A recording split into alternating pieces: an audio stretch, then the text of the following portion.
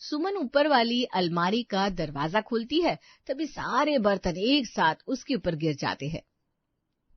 ओए माँ, मर गए, बड़े जोर से सिर फूटा है मेरा। सुमन को इतनी तेज आवाज में चिल्लाते सुन घर की छोटी बहू और उसकी सास दौड़ी दौड़ी रसोई में आती है। अरे क्या बात है बहू, सुबह सुबह इतनी जोर से क्यों चिल्ला रही है? हाँ दीदी, क्या वो सब ठीक तो है ना? अरे क्या बताऊं, ऊपर वाले कैबिनेट में बर्तन ठूस ठूस कर रखे थे। जैसे ही दरवाजा खोला मैंने, बर्तनों का पहाड़ मेरे ऊपर आकर गिर पड़ा। ओ दीदी, आपके सर पर तो ज्यादा लग गई है। अगर ऐसा ही था तो तुझे ढंग से काम करना चाहिए था ना बहू। तुझे तो पता है सभी जगह कितने सारे बर्तन रखे। अब ऐसी लापरवाही करेगी तो थोड़ी बहुत चोट तो लगेगी। मम्मी जी, मैंने जानबूझकर थोड़ी ना किया है। अब भला कौन चाहेगा कि काम करते वक्त उसे ऐसी चोट लग जाए। बिल्कुल सही कहा मम्मी जी दीदी ने। लेकिन फिर भी अगर तुम जरा सावधानी से काम करोगी तो ऐसा नहीं होगा। लेकिन मम्मी जी, अगर आप हमारी जरा सी रसोई बढ़वा देंगी तब भी ऐसा नहीं होगा। हम कब से कह रहे हैं, लेकिन कोई हमारी बात सुनने को तैयार ही नहीं है। वो भी सही है, अभी आपने घर की बाकी मरम्मत भी तो करवाई है, तो रसोई की तरफ कोई इतना ध्यान क्यों नहीं दे रहा? कोई हमारी बात समझना ही नहीं चाहता। अरे लेकिन बेटा, तुम दोनों भी हमारी बात कहाँ समझना चाह रही हो। रसोई में पैसे खर्च करना फालतू की बर्बादी है, इसलिए इतना सोचो मत। बस जरा अपने काम को ध्यान से करो। जरा से ध्यान की ही कमी है और किसी चीज की जरूरत नहीं है। इतना कहकर कमला वहां से चली जाती है। देखा ना दीदी, कैसे मम्मी जी हमें फट से जवाब देकर चली जाती है। अरे भला हम जानबूझकर लापरवाही क्यों करेंगे? जरा रसोई का हाल देखो, इतनी छोटी रसोई, ऊपर से इसमें दुनिया भर का सामान भरा पड़ा है। सही कहा, रोज इतनी सारी परेशानियों से रसोई में हम ही तो डील करते हैं। वही तो दीदी, पहले ही इतना लेट हो रहा है, ऊपर से इन सब के बीच और काम बढ़ जाता है। हाँ चल, फिलहाल तो खाना बना लेते हैं। दोनों खाना बनाकर सबको परोसती है। अगले दिन सुबह रमेश और कमला दोनों आंगन में बैठे थे, तब उनके पास दो पड़ोसी आते हैं। आओ आओ शीला बहन, इतने दिनों से कहाँ गायब थी तुम? बस कुछ दिन बाहर घूमने चले गए थे, बहुत थक गई हो गई। सफर में तो शरीर टूटा टूटा ही हो जाता है। आजा, यहाँ चार पाए पर बैठ जा, अभी चाय नाश्ता बनवाती हूँ। अच्छा ठीक है। सुमन पानी लाती है। बेटा बढ़िया सा मस्त गर्मा गर्म चट्टाकेदार नाश्ता बना कर ला। जी मम्मी जी, अभी लाती हूँ।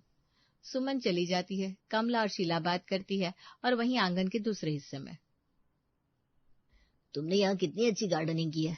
अपने घर के आंगन का तुमने बहुत अच्छे से फायदा उठाया है। कितनी हरियाली है। सही कहा, अगर घर में पेड़ पौधे ना हो ना तो फिर मजा ही कैसा। इनके बिना तो कुछ अच्छा ही नहीं लगता। लेकिन एक सेकंड, वहाँ कोने में क्या रखा है? कहाँ? वो नजरें घुमाकर देखते हैं। उन्हें कोने में एक सिलेंडर रखा हुआ नजर आता है। ये सिलेंडर यहाँ किसने रख दिया? पता नहीं, मैंने तो नहीं रखा। ओहो, इससे ना घर का पूरा लुक ही बिगड़ गया है। ये ऐसे गार्डन में रखा हुआ बिल्कुल अच्छा नहीं लग रहा है। इसकी जगह रसोई में है। हाँ, ये यहाँ बिल्कुल शोभा नहीं दे रहा है। अरे लगता है खाली होगा, शायद वापस करना होगा, इसलिए यहाँ रख दिया होगा। कोई बात नहीं, कल तक किसी से उठवा लेंगे। तभी सुमन वहां सबके लिए चाय नाश्ता लेकर आती है और सब चाय पीते हुए बात करते हैं। कुछ दिन बाद रसोई में। आउच! क्या हुआ पायल, तुम ठीक तो हो ना? हाँ दीदी, बस पैर पर ये भारी सा पतीला गिर गया। अरे ऐसे कैसे? उस स्लैब पर इतना सारा सामान रखा हुआ था, जरा सा साइड किया तो सब नीचे गिरने लगा। मैं बचाने लगी तो पतीला मेरे पैर पर आकर गिर गया। ओहो, तुम्हें ज्यादा लगी तो नहीं ना? जरा ध्यान से काम करो। नहीं दीदी, थोड़ी बहुत लगी है, लेकिन इस छोटी रसोई ने तो हमारा दिमाग ही खराब कर दिया है। यहाँ एडजस्ट करना कितना मुश्किल हो रहा है, और मम्मी जी भी हमारी कोई बात समझने को तैयार नहीं है। आज भी उन्होंने मुझे डांट दिया। अरे कोई बात नहीं, मम्मी जी अगर हमारी बात नहीं मानना चाह रही ना, तो आज हम बाकी सबके आने के बाद सीरियस होकर इस टॉपिक पर बात करेंगे। बिल्कुल सही, आज हम कह देंगे कि हमारी मांगे पूरी करो। हाँ, उन्हें हमारी डिमांड पूरी करनी ही होगी। दोनों खाना बनाने की तैयारी शुरू करती है, लेकिन दीदी मुझे छोटा सब्जी वाला पतीला कहीं नजर नहीं आ रहा। यहाँ इन बर्तनों में तो नहीं रखा। लेकिन मैंने तो रात को धोकर यहीं रखा था, आखिर कहाँ चला गया? और मुझे सारे मसाले भी नहीं मिल रहे, सारे डिब्बे मिक्स हो गए। मैं ना सब ढूंढ ढूंढ कर परेशान हो गई हूँ। एक छोटी सी रसोई, बेचारी क्या क्या चीजें संभालेगी। इतना सब कुछ यहाँ ठूस रखा है, तो भला समय पर सारा सामान कैसे मिलेगा? सही कहा, यहाँ पर आधे से ज्यादा समय हमें सामान ढूंढने में लग जाता है। चलो कुछ करते हैं। काफी देर बाद जाकर दोनों जैसे तैसे करके खाना तैयार कर लेती है। रात को सभी के आने के बाद सब हॉल में बैठकर टीवी देख रहे थे, तब सुमन और पायल वहां आती है। देखिए, हमें आप लोगों से कुछ सीरियस बात करनी है। हाँ बेटा बोलो, क्या बात है? कुछ हुआ है क्या? हाँ, बहुत कुछ। ऐसा क्या हो गया बोला? देखिए, अभी आपने पूरे घर को रेनोवेट करवाया है। हाँ सो तो है, और सबको ये घर बहुत अच्छा भी लग रहा है। पहले जरा पुराना लुक आता था, लेकिन अब देखो कितना न्यू मॉडर्न लुक देता है। सच में भाई, हमने घर की मरम्मत करवा के बहुत अच्छा किया। एग्जैक्टली। जब आपने घर की मरम्मत करवाई है तो आप लोग रसोई को कैसे भूल सकते हैं? ये तो हमारे घर का एक अहम हिस्सा है। जब अपने घर को न्यू लुक दिया है तो रसोई पुरानी क्यों छोड़ दी? उसे भी तो मेकओवर की जरूरत थी। अरे तुम भी कैसी बात करती हो? भला रसोई में क्या ही चेंज करवाने की जरूरत है? आप दोनों को बस रसोई में खड़े होकर खाना ही तो बनाना होता है। हाँ, खाना बनाना होता है, लेकिन हम खाना बनाने में बहुत ज्यादा परेशान हो जाते हैं। इतनी छोटी सी रसोई है और इतना सारा सामान है। पूरी रसोई में सामान ही सामान भरा हुआ है। कोई भी दरवाजा खोलो, सामान सीधा हमारे ऊपर आकर गिरता है। और तो और इतना सामान भरा हुआ है कि ढंग से किचन में खड़े होने की जगह तक नहीं मिलती। खाना बनाने में बहुत परेशानी होती है। इतना समय खाना बनाने में नहीं लगता जितना समय रसोई में सामान ढूंढने में लग जाता है। हम तो किचन में बस सामान के साथ लुका छुपी ही खेलते रह जाते हैं। अरे बेटा, तुम दोनों से मैंने कितनी बार कहा है कि ये सब फालतू की बात है और इसमें बस एक्स्ट्रा खर्चा ही होना है। तुम दोनों भी रसोई की जिद को लेकर बैठ गई हो। बिल्कुल। भला रसोई में क्या ही चेंज हो सकता है? देखिए, जो रसोई के बाहर एक्स्ट्रा जगह बची है ना, हम उसे रसोई में मिला सकते हैं और उसका अच्छे से यूटिलाइज हो सकता है। वो जगह एक्स्ट्रा है, किसी काम की नहीं है। हाँ, अगर रसोई में स्पेस बढ़ जाएगा तो हमें सामान रखने की भी जगह ज्यादा मिल जाएगी और हमें इस तरह परेशानी नहीं होगी। पूरा दिन रसोई में इतनी मेहनत से काम करना कोई आसान बात नहीं होती। यार, तुम दोनों बिना बस फालतू के खर्चे बता रही हो। लेकिन जब पूरे घर में आपने इतना खर्चा करवाया है और इतना सब कुछ चेंज करवाया है तो एक रसोई में भी थोड़े पैसे खर्च कर देंगे तो क्या ही हो जाएगा? देखो बेटा, हमने कहा ना ये सब फालतू का खर्च है।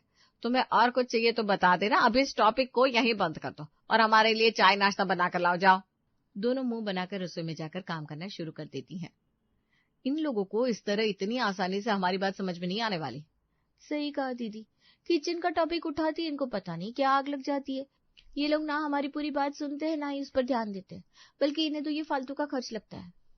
अरे कोई नहीं, इन्हें सबक हम सिखा ही देंगे। अगले ही दिन दोनों सुबह सुबह मिलकर रसोई का सारा सामान आंगन में सजा देती हैं। अब बिल्कुल ठीक है, ऐसे रसोई में बहुत स्पेस हो गया है। हाँ दीदी, अब मजा आएगा। दोनों रसोई में जाती हैं। वाह दीदी, कितना ज्यादा स्पेस बढ़ गया ना। जो भी इतना ज्यादा एक्स्ट्रा सामान रखा था सब हटाने पर कितना अच्छा लग रहा है। रसोई का लुक भी अच्छा लग रहा है और हमें स्पेस भी ज्यादा मिल गई। हाँ, अब हम यहाँ आराम से कंफर्टेबल होकर काम कर पाएंगे। इतना सारा सामान था, उसमें तो घुटन महसूस होती थी।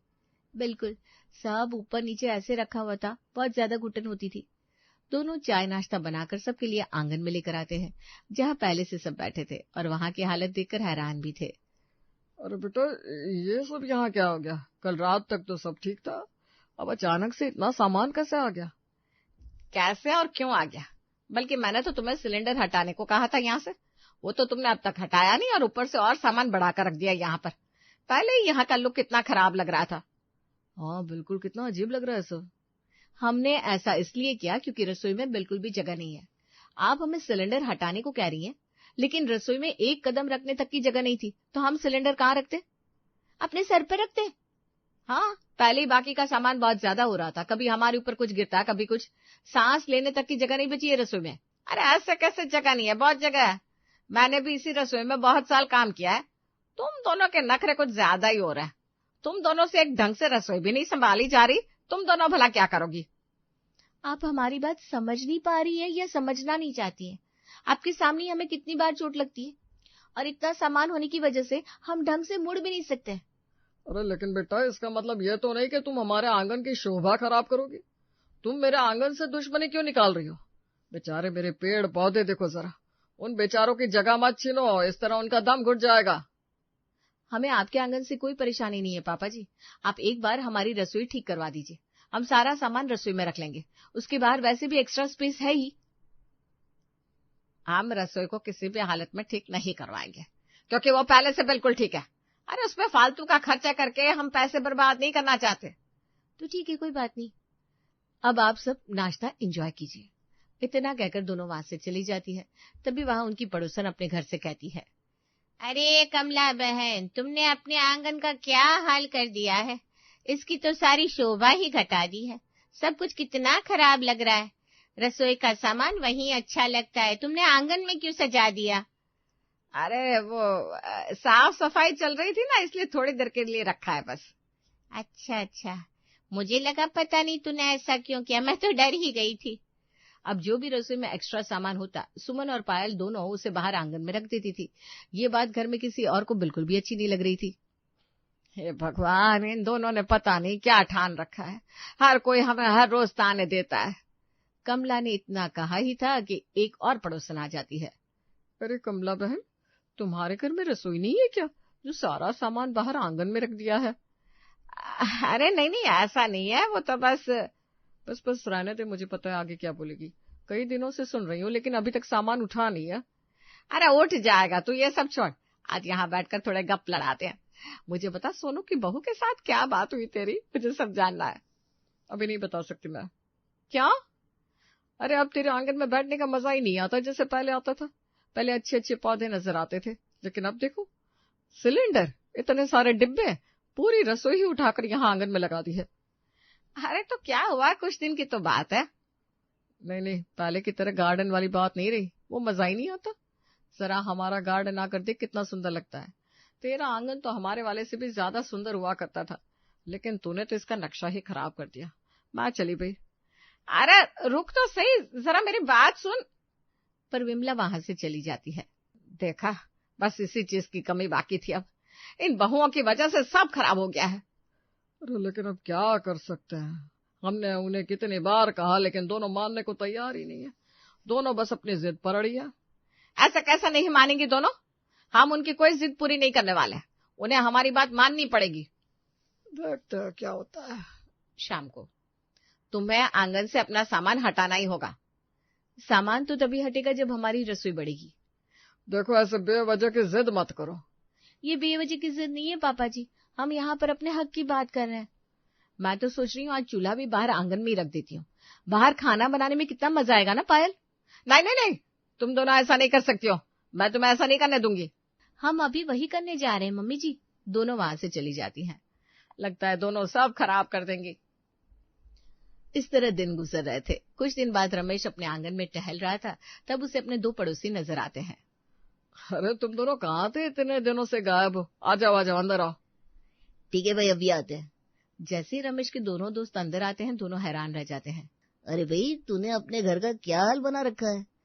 ये तेरे घर का आंगन तो नजर ही नहीं आता, कहीं हम गलत जगह पर तो नहीं आ गए?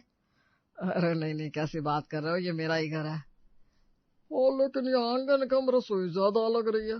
तूने ऐसा क्यों किया भाई?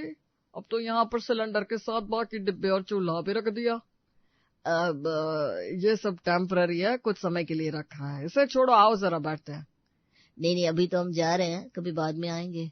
हम तो यहाँ बाकी दोनों की तरह योगा और चैटिंग करने आए थे, लेकिन यहाँ का नजारा देखकर हमारा मूड ही खराब हो गया। सॉरी यार। हाँ भाई, अभी तो चलते हैं यहाँ से। अरे ऐसा क्यों बोलते हो, बैठो ना, मैं तुम्हारे लिए चाय नाश्ता बनवाऊंगा। नहीं, यहाँ हम पहले अपना मूड अच्छा करने आते थे, लेकिन अब ये सब देखकर मूड खराब हो गया। हम बाहर पार्क में घूमने जा रहे हैं। इतना कहकर वो दोनों भी वहां से चले जाते हैं। इस रसोई के पंगे की वजह से तो यहाँ पर सब कुछ खराब हो गया। इसका इलाज करना पड़ेगा, वरना हर कोई हमारा इसी तरह बहिष्कार कर देगा। रात को खाने की टेबल पर तुम दोनों को काफी दिनों से समझाने की कोशिश कर रहे हैं। हाँ, लेकिन तुम दोनों होके हमारी बात मानने को तैयार ही नहीं है। तुम्हारी वजह से अब हमारे घर पर आना किसी को पसंद नहीं है, बल्कि हर कोई हमें ही ताना देता है और अजीब अजीब निगाहों से देखता है। और इन चीजों की वजह से हमें बहुत परेशानी हो रही है। लेकिन हम ऐसा ही करेंगे, हम जो कर रहे हैं वैसे ही होगा। बाहर आंगन में अब तो खुली रसोई भी बनेगी। लेकिन ऐसा करने से हमें ज्यादा परेशानी हो रही है। क्या आपने हमारी परेशानी के बारे में सोचा? हमने भी तो कहा कि हमें परेशानी हो रही है। आप हमारी परेशानी हल कर दीजिए, हम आपकी परेशानी हल कर देंगे, सिंपल। हाँ, हमें भी सुकून मिल जाएगा, फिर आपको भी सुकून मिल जाएगा। लेकिन जब तक हमारी मांगे पूरी नहीं होगी, हम किसी की मांग पूरी नहीं कर सकते। दोनों अपनी बात कहकर वहां से चली जाती है। लगता है इस बार दोनों ने ठान लिया है कि अपनी जिद पूरी करवा कर ही रहेंगी। लेकिन ये तो गलत बात है ना, या कोई भी किसी की भी बात समझने को तैयार ही नहीं है। हम इनकी जिद पूरी नहीं होने देंगे। हम भला इतना खर्च क्यों करें? अरे छोड़ना बेटा, मुझे लगता है हमें उनकी बात मान लेनी चाहिए। कम से कम इसी बहाने हमारा आंगन तो बच जाएगा। हाँ, क्या कुछ रुपयों के लिए हम भी बच्चों की तरह जिद कर रहे हैं। अगर उनकी रसोई इन्हें सही तरीके से मिल जाएगी तो हमें भी हमारा आंगन सही सलामत वापस मिल जाएगा। अब ना तो कोई हमारे घर आकर बैठना पसंद करता है और ना ही पहले की तरह हमारे आंगन की कोई शोभा रही है। बेटा तू कल से ही घर में रसोई का काम शुरू करवा दे, अब मुझे और मुसीबत नहीं मोल लेने। ठीक है पापा, हम कल ही बात करते हैं। कल नहीं बेटा, आज अभी इसी वक्त बात कर। ठीक है, मैं अभी कांटेक्ट करता हूँ। हम रसोई का भी ट्रांसफॉर्मेशन करवा ही देते हैं।